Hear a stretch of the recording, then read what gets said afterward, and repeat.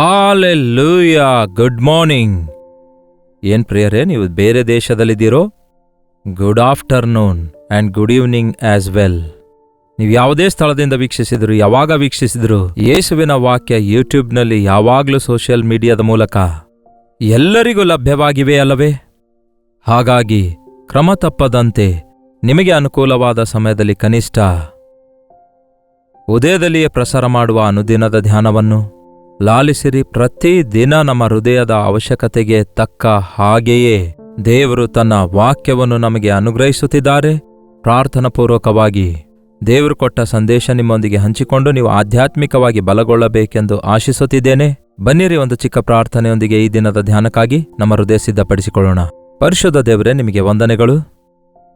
ಈ ದಿನ ನಮ್ಮ ಹೃದಯಕ್ಕೆ ಅವಶ್ಯಕವಾಗಿರುವ, ನಮ್ಮ ಜೀವಿತಕ್ಕೆ ಅವಶ್ಯಕವಾಗಿರುವ ಪ್ರಾಮುಖ್ಯವಾದ ವಿಷಯಗಳು ನಾವು ಕಲಿತುಕೊಳ್ಳುವಂತೆ ಸಹಾಯ ಮಾಡಿರಿ ಎಂದು ಕ್ರಿಸ್ತನ ನಾಮದಲ್ಲಿ ಬೇಡುತ್ತೇವೆ ತಂದೆಯೇ, ಆಮೇನ್.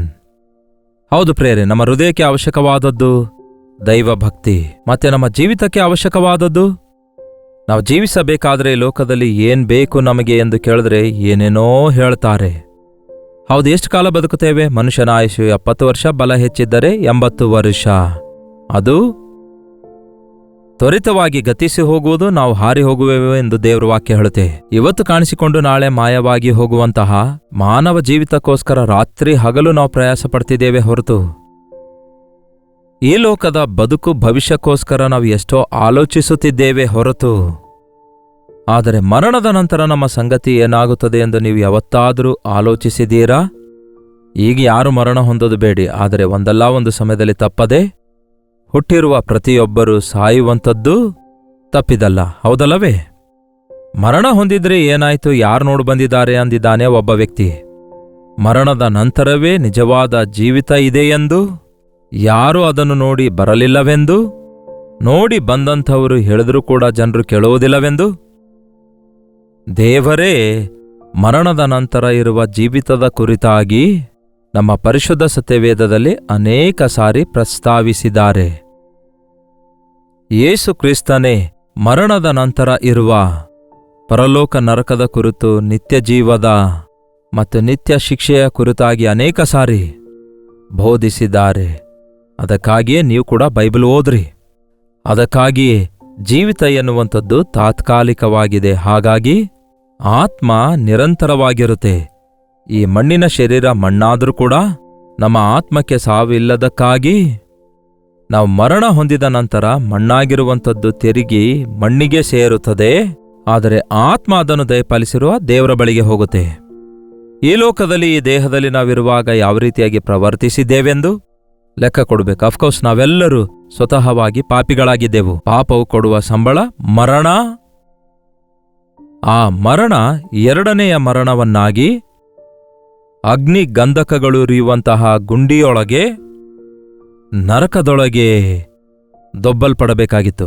ಆದರೆ ಯೇಸು ತನ್ನ ಆಕಾರದಲ್ಲಿ, ತನ್ನ ಸ್ವರೂಪದಲ್ಲಿ ಉಂಟು ಮಾಡಿಕೊಂಡಿರುವ ನಮ್ಮನ್ನು ನಿತ್ಯ ನರಕದೊಳಗೆ ಕಳಿಸಲು ಇಷ್ಟಪಡಲಾರ್ದಕ್ಕಾಗಿ, ಮತ್ತೆ ಯಾಕೆ ನರಕ ಉಂಟು ಮಾಡಿದ್ರು ಅಂತ ಕೇಳ್ತೀರೇನೋ? ದೇವರು ನಮಗೋಸ್ಕರ ಉಂಟು ಮಾಡಿಲ್ಲ. ಬೈಬಲ್ ಹೇಳುತ್ತೆ, ಸೈತಾನನಿಗೂ ಅವನನ್ನು ಅನುಸರಿಸುವವರಿಗೂ ಅದನ್ನು ಸಿದ್ಧ ಮಾಡಲಾಗಿದೆ ಅಂತೆ. ಕೇಳಿ ಪ್ರಿಯರೇ, ದೂತರುಗಳು ಅಂದ್ರೆ ಆತ್ಮಗಳೇ, ಅವುಗಳಿಗೆ ಶರೀರವಿಲ್ಲ. ದೂತರು ಬಿದ್ದೋದಾಗ, ದೂತರು ತಿರುಗಿ ಬಿದ್ದಾಗ ಅವರಿಗೂ ಕೂಡ ಶಿಕ್ಷೆ ಬಂತು. ಆ ಶಿಕ್ಷೆ ಅವರನ್ನು ಸಾಯಿಸ್ಲಿಕ್ಕಾಗ್ತಿರ್ಲಿಲ್ಲ. ಆತ್ಮಕ್ಕೆ ಸಾವಿಲ್ಲ. ಅದಕ್ಕಾಗಿಯೇ ಅಗ್ನಿ ಆರದ, ಹುಳುಗಳು ಸಾಯದ ಆ ಅಗ್ನಿ ಗುಂಡಿಯೊಳಗೆ, ಆ ನರಕದಲ್ಲಿ ಅವುಗಳನ್ನು ಬಂಧಿಸುವುದಕ್ಕಾಗಿ ದೇವರು ಎಲ್ಲವನ್ನು ಏರ್ಪಡಿಸಿಟ್ಟಿದ್ರು. ಆದರೆ ಅಷ್ಟರೊಳಗೆ ಆ ಸೈತಾನನು ಮಾನವರಾಗಿರುವ ಆದಾಮ ಹವ್ವ ಅವರಿಗೆ ಮೋಸ ಮಾಡಿ ಅವರನ್ನು ತನ್ನ ವಶ ಮಾಡಿಕೊಂಡದ್ದರಿಂದ, ಸೈತಾನನ ಮಾತು ಕೇಳಿದವರು ಸೈತಾನನೊಂದಿಗೆ ಶಿಕ್ಷೆಗೆ ಗುರಿಯಾಗಬೇಕಾದದ್ದರಿಂದ ದೇವರು ಆಲೋಚಿಸಿ ತಕ್ಕ ಕಾಲದಲ್ಲಿ ಪರಿಷ್ಕಾರವಾಗಿ ಮಾನವನಾಗಿ ಈ ಲೋಕಕ್ಕೆ ಬಂದು ತನ್ನ ಪ್ರಾಣವನ್ನು ನಮಗೋಸ್ಕರ ಧಾರೆ ಎರೆದ್ರು. ನಮ್ಮ ಮರಣವನ್ನು ಆತನು ನುಂಗಿಬಿಟ್ಟನು. ಆತನಲ್ಲಿ ನಂಬಿಕೆ ಇಟ್ಟವರಿಗೆ ನಿತ್ಯ ಜೀವ ಕೊಡುವುದಕ್ಕಾಗಿ ಆತನು ಸಿದ್ಧನಾದನು. ಅದಕ್ಕೆ ಈ ಯೇಸುವಿನ ಸುವಾರ್ತೆ ನಿಮ್ಮೆಲ್ಲರಿಗೆ ಸಾರುತ್ತಾ ಇದ್ದೇವೆ. ಇದು ಮತಾಂತರಗೊಳಿಸುವಂಥದ್ದಲ್ಲ. ಈ ಲೋಕದಲ್ಲಿ ಮತಗಳನ್ನು ಬದಲಾಯಿಸಿಕೊಳ್ಳುವುದರಿಂದ ಯಾವ ಪ್ರಯೋಜನವಿಲ್ಲ. ಆದರೆ ನಿಮ್ಮ ಸ್ಥಾನದಲ್ಲಿ ನಿಮಗೋಸ್ಕರ ಮರಣ ಹೊಂದಿರುವ ಯೇಸುವನ್ನು ನೀವು ಗುರುತಿಸುವುದಾದರೆ, ನಂಬಿಕೆಯಿಂದ ಆತನು ನಿಮ್ಮ ಪಾಪಗಳಿಗೋಸ್ಕರ ಯೇಸುವಿನಲ್ಲಿ ನೀವು ಒಂದು ವೇಳೆ ನಂಬಿಕೆ ಇಟ್ಟು ನಿಮ್ಮ ಪಾಪಗಳನ್ನು ಒಪ್ಪಿಕೊಂಡು ಬಿಟ್ಟು ಬಿಡೋದಾದ್ರೆ ಆತನು ಕೊಡುವ ದೊಡ್ಡ ರಕ್ಷಣೆ ಹೊಂದಿಕೊಳ್ತೀರಿ. ಬದುಕುವುದಾದರೆ ಕ್ರಿಸ್ತನೇ, ಸತ್ತರೆ ಆತನ ರಾಜ್ಯಕ್ಕೋಸ್ಕರವೇ ಎನ್ನುವಂತೆ ನೀವು ಇರುವಂಥವರಾಗಿರ್ತೀರಿ. ಅದಕ್ಕಾಗಿಯೇ ಹಾಗಾದರೆ ಈ ದಿನ ಒಮ್ಮೆ ಆಲೋಚಿಸಿರಿ. ವಿಶ್ವಾಸಿಗಳೆಂದು ಹೇಳಿಕೊಂಡಿರುವ ನೀವು, ದೀಕ್ಷಾಸ್ನಾನ ತೆಗೆದುಕೊಂಡಿರುವ ನೀವು, ಮರಣ ಹೊಂದಿದ ನಂತರ ನಾವೆಲ್ಲರೂ ದೇವರ ಮುಂದೆ ನಿಂತ್ಕೊಳ್ಬೇಕಾಗತ್ತೆ. ಒಳ್ಳೆಯವರಾಗಲಿ ಕೆಟ್ಟವರಾಗಲಿ ಎಲ್ಲರೂ ನಿಂತ್ಕೊಳ್ಬೇಕು. ಈ ಲೋಕದಲ್ಲಿ ಈ ದೇಹದಿಂದ ನಾವು ಮಾಡಿರುವಂತಹ ಕಾರ್ಯಗಳ ನಿಮಿತ್ತವಾಗಿ ಒಳ್ಳೆಯದಾಗಲಿ ಕೆಟ್ಟದಾಗಲಿ ಅವೆಲ್ಲವುಗಳ ವಿಷಯದಲ್ಲಿ ಲೆಕ್ಕ ಒಪ್ಪಿಸಬೇಕಾಗಿದೆ. ಆ ತೀರ್ಪಿನಿಂದ ಯಾರೂ ತಪ್ಪಿಸಿಕೊಳ್ಳಲಿಕ್ಕಾಗಲ್ಲ. ಆದರೆ ನಿಮ್ಮ ತಪ್ಪುಗಳಿಗಾಗಿ ನೀವು ಪಶ್ಚಾತ್ತಾಪ ಪಡುವುದಾದರೆ, ಅವುಗಳನ್ನು ಒಪ್ಪಿಕೊಳ್ಳೋದಾದರೆ, ಅವುಗಳನ್ನು ಬಿಟ್ಟು ಬಿಡೋದಾದರೆ, ಪ್ರಾಯಶ್ಚಿತ್ತ ಆಲ್ರೆಡಿ ದೇವರು ಮಾಡಿರೋದ್ರಿಂದ ಕ್ರಿಸ್ತೇಸುವಿನಲ್ಲಿದ್ದವರಿಗೆ ಯಾವ ಶಿಕ್ಷೆ ವಿಧಿಯಿಲ್ಲ. ಅದಕ್ಕಾಗಿ ಯೇಸುವಿನಲ್ಲಿ ನಂಬಿಕೆ ಇಡಿರಿ. ಯೇಸುವಿನ ಸನ್ನಿಧಿಯಲ್ಲಿ ನಿಮ್ಮ ಜೀವಿತವನ್ನು ಪರೀಕ್ಷಿಸಿಕೊಳ್ಳಿರಿ. ಮೇಲಿಂದ ಮೇಲೆ ಆತನ ರಕ್ತದಲ್ಲಿ ತೊಳೆಯಲ್ಪಡುವುದಾದರೆ ಆತನ ರಕ್ತವು ನಮ್ಮ ಸಕಲ ಅನೀತಿಯನ್ನೆಲ್ಲ ತೊಳೆದು ಪವಿತ್ರಗೊಳಿಸುತ್ತೆ. ಈ ದಿನ ಒಂದು ಮುಖ್ಯವಾದ ಈ ರೀತಿಯ ಆಲೋಚನೆ ಮಾಡಿಕೊಳ್ಳಬೇಕು. ನಾನು ದೇವರಿಗೆ ಇಷ್ಟಕರವಾಗಿ ಜೀವಿಸುತ್ತಾ ಇದ್ದೇನಾ? ನನ್ನ ಹೃದಯವನ್ನು ಶುದ್ಧವಾಗಿ ಕಾಪಾಡಿಕೊಳ್ಳುತ್ತಿದ್ದೇನಾ? ಒಂದು ವೇಳೆ ಆಕಸ್ಮಿಕವಾಗಿ ಇದೇ ದಿನ ನಾನು ಮರಣ ಹೊಂದುವುದಾದರೆ, ಯಾರಿಗೆ ಗೊತ್ತು ಪ್ರಿಯರೇ ಯಾವ ದಿನ ಏನಾಗ್ತದೆಂದು? ಯಾರು ಯಾವಾಗ ಮರಣ ಹೊಂದುತ್ತಾರೆಂದು ಯಾರಿಗೆ ಗೊತ್ತು? ವಿಮಾನದಲ್ಲಿ ಹೋಗುವವರೇ ಮರಣ ಹೊಂದುತ್ತಾರೆಂದು ಎಲ್ಲೂ ಬರೆಯಲಿಲ್ವಲ್ಲ. ಪಾಪ ಊಟ ಮಾಡ್ತಿರುವ ಮೆಡಿಕಲ್ ಸ್ಟೂಡೆಂಟ್ಸ್ ಕೂಡ ಮರಣ ಹೊಂದಿದ್ರಲ್ಲವೋ? ಹಾಗಾಗಿ ಯಾವಾಗ ಯಾವ ರೀತಿ ಯಾರಿಗೆ ಮರಣ ಬರುತ್ತೆ ಎಂದು ಯಾರಿಗೂ ಗೊತ್ತಿಲ್ವಲ್ಲ, ಹೇಳಿ ಬರೋದಿಲ್ವಲ್ಲ ಪ್ರಿಯರೇ ಸಾವು. ಅದಕ್ಕೆ ಯಾವಾಗಲೂ ಸಿದ್ಧವಾಗಿರಬೇಕು ಈ ಲೋಕವನ್ನು ಬಿಟ್ಟು ಹೋಗುವುದಕ್ಕಾಗಿ. ಈ ಲೋಕವನ್ನು ಬಿಟ್ಟು ಹೋದಾಗ ಆತನ ರಾಜ್ಯ ಸೇರಬೇಕೆಂಬ ಆಸೆ ನಮಗಿರಬೇಕು. ಒಂದು ದಿನ ಯೇಸು ಕ್ರಿಸ್ತನು ಮಾರ್ಗದಲ್ಲಿ ಹೋಗುತ್ತಿರುವಾಗ ಒಬ್ಬ ಯವನಸ್ಥನು ಓಡೋಡಿ ಬರುತ್ತಾನೆ. ಮಾರ್ಕನ ಸುವಾರ್ತೆ 10ನೇ ಅಧ್ಯಾಯ 17ನೇ ವಚನ ಹೇಳುತ್ತೆ, ಆತನು ಹೊರಟುವ ದಾರಿ ಹಿಡಿದು ಹೋಗುವಾಗ ಒಬ್ಬನು ಓಡುತ್ತಾ ಆತನ ಎದುರಿಗೆ ಬಂದು ಮೊಳಕಾಲೂರಿ, ಒಳ್ಳೆ ಬೋಧಕನೇ, ನಾನು ನಿತ್ಯ ಜೀವಕ್ಕೆ ಬಾಧ್ಯಸ್ಥನಾಗಬೇಕಾದ್ರೆ ಏನು ಮಾಡಬೇಕೆಂದು ಆತನನ್ನು ಕೇಳಿದನು. ಹಾಲೆಲ್ಲೂಯ್ಯ! ಇದೆಂತಹ ಒಳ್ಳೆ ಪ್ರಶ್ನೆ ನೋಡಿ. ಪರಲೋಕಕ್ಕೆ ಹೋಗಬೇಕಾದ್ರೆ ನಾನೇನ್ ಮಾಡಬೇಕು? ನಿತ್ಯ ಜೀವಕ್ಕೆ ಬಾಧ್ಯಸ್ಥನಾಗಬೇಕಾದ್ರೆ ನಾನೇನ್ ಮಾಡಬೇಕು? ನಿನ್ನ ರಾಜ್ಯಕ್ಕೆ ವಾರಸುದಾರನಾಗಬೇಕಾದ್ರೆ ಏನ್ ಮಾಡಬೇಕು ಎಂದು ಕೇಳ್ದ. ಅಂದ್ರೆ ನಾವೇನೋ ಪುಣ್ಯ ಕಾರ್ಯ ಮಾಡಿದ್ರೆ ಪರಲೋಕಕ್ಕೆ ಹೋಗ್ಬೋದೇನೋ ಎಂಬುದಾಗಿ ಅಂದ್ಕೊಳ್ತಾರೆ ಕೆಲವರು. ಎಲ್ಲರಿಗೂ ಅನ್ನದಾನ ಮಾಡೋದಾದ್ರೆ, ವಸ್ತ್ರದಾನ ಮಾಡೋದಾದ್ರೆ, ಒಳ್ಳೆ ಕೆಲಸ ಮಾಡೋದಾದ್ರೆ, ಬಡವರಿಗೆ ಒಂದು ಒಳ್ಳೆ ಉಡುಗೊರೆ ಕೊಟ್ರೆ ಮತ್ತು ಸತ್ಕಾರ್ಯ ಮಾಡುವುದಾದ್ರೆ, ಹಾಗೂ ದೇಹಶುದ್ಧಿ, ಶಿರಶುದ್ಧಿ, ಪಾದಶುದ್ಧಿ ಎಂದು ಒಳ್ಳೆ ಶುದ್ಧವಾದ ಜೀವಿತವುಳ್ಳವರಾಗಿ ನಿಷ್ಠಾವಂತರಾಗಿ ಜೀವಿಸೋದಾದ್ರೆ, ಇಲ್ಲವೇ ಎಲ್ಲವನ್ನು ಬಿಟ್ಟು ಸರ್ವವನ್ನು ತ್ಯಾಗ ಮಾಡಿ ಸನ್ಯಾಸತ್ವ ಪಡ್ಕೊಂಡು ಅಡವಿಗೆ ಹೋದ್ರೆ ಪರಲೋಕಕ್ಕೆ ಹೋಗ್ತೇವೆ ಅಂದ್ಕೊಳ್ತಾರೇನೋ ಕೆಲವರು. ಹಾಗೆ ಆಗಲ್ಲ ಪ್ರಿಯರೇ. ನೀವೇನೋ ಸಾಧಿಸಿ ನಿಮ್ಮನ್ನು ನೀವೇ ಹಿಂಸೆಪಡಿಸಿಕೊಂಡು, ನಿಮ್ಮನ್ನು ನಿಮಗೆ ಶ್ರಮೆ ಪಡಿಸಿಕೊಂಡು, ನೀವು ಉಪವಾಸವಿದ್ದು, ನೀವು ಮುಳ್ಳಿನ ಮೇಲೆ ಮಲಗಿ, ನಿಮ್ಮ ದೇಹ ಗಾಯಗೊಳಿಸಿಕೊಂಡು, ನಿಮ್ಮನ್ನು ಬೈದುಕೊಂಡು, ನಿಮ್ಮ ಪಾಪಗಳಿಗೋಸ್ಕರ ನೀವು ರೋಧಿಸುತ್ತಾ ಕೂತ್ಕೊಂಡ್ರು ಕೂಡ ನಿಮ್ಮ ಪಾಪ ಭಾರಗಳಿಂದ ನಿಮಗೆ ಬಿಡುಗಡೆ ದೊರಕುವುದಿಲ್ಲ. ಪಾಪವು ಪರಲೋಕದಲ್ಲಿ ಪ್ರವೇಶಿಸುವುದಿಲ್ಲ. ಪಾಪ ಮಾಡಿ ಯಾರು ದೇವರ ರಾಜ್ಯಕ್ಕೆ ಸೇರಲಾರನು. ಆದರೆ ಪರಲೋಕಕ್ಕೆ ಹೋಗ್ಬೇಕಾದ್ರೆ ಏನ್ ಮಾಡ್ಬೇಕು ಹೇಳು ಎಂದು ಕೇಳಲು ಬಂದ.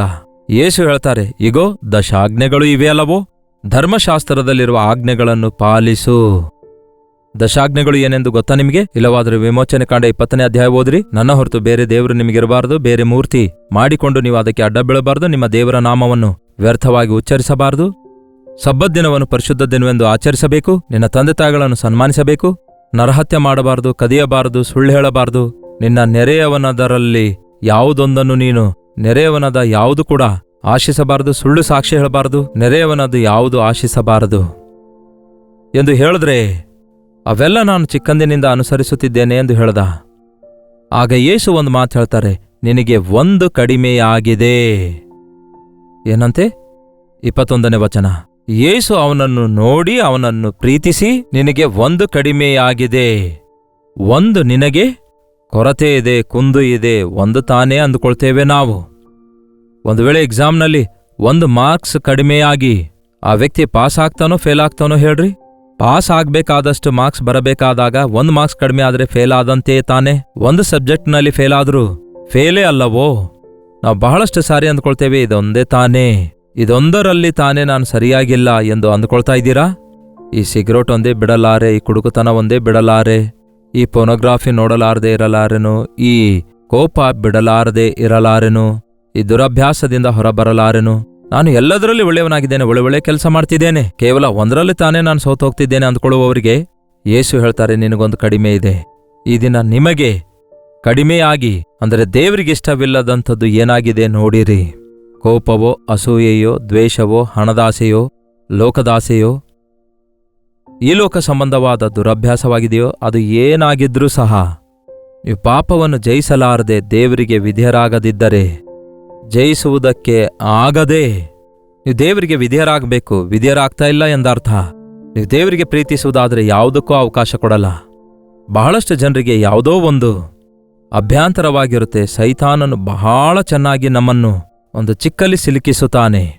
ಇದು ಚಿಕ್ಕದೇ ಅಲ್ಲವೋ, ಇದು ಸ್ವಲ್ಪವೇ ಅಲ್ಲವೋ, ಆ ಚಿಕ್ಕದೇ ದೊಡ್ಡದಾಗ್ಬಿಡುತ್ತೆ. ಕೇಳ್ತಾ ಇದ್ದೀರಾ?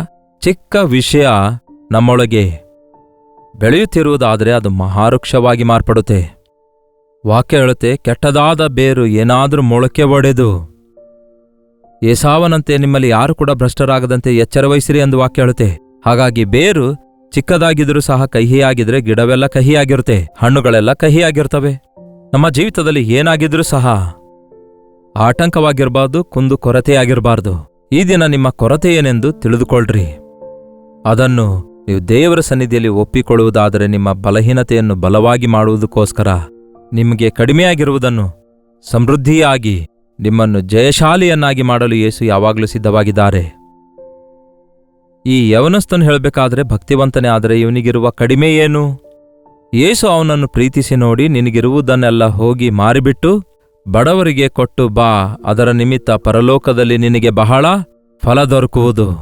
ನಿನಗಿರುವುದನ್ನು ಮಾರಿ ಬಡವರಿಗೆ ಕೊಟ್ಟು ನೀನು ಬಂದು ನನ್ನನ್ನು ಹಿಂಬಾಲಿಸು ಎಂದು ಯೇಸು ಹೇಳ್ತಾರೆ.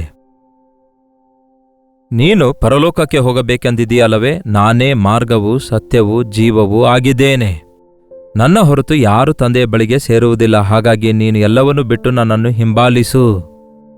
ಅಷ್ಟೇ ಅಲ್ಲ, ನೀನು ನಿನ್ನ ಗಂಟು ಮೂಟೆ ಹೊತ್ತುಕೊಂಡು ನನ್ನನ್ನು ಹಿಂಬಾಲಿಸಲಿಕ್ಕಾಗಲ್ಲ. ನನ್ನನ್ನು ಹಿಂಬಾಲಿಸುವವನು ತನ್ನನ್ನು ತಾನು ನಿರಾಕರಿಸಿಕೊಂಡು ತನ್ನ ಶಿಲುಬೆ ಹೊತ್ತುಕೊಂಡು ನನ್ನನ್ನು ಹಿಂಬಾಲಿಸಬೇಕು.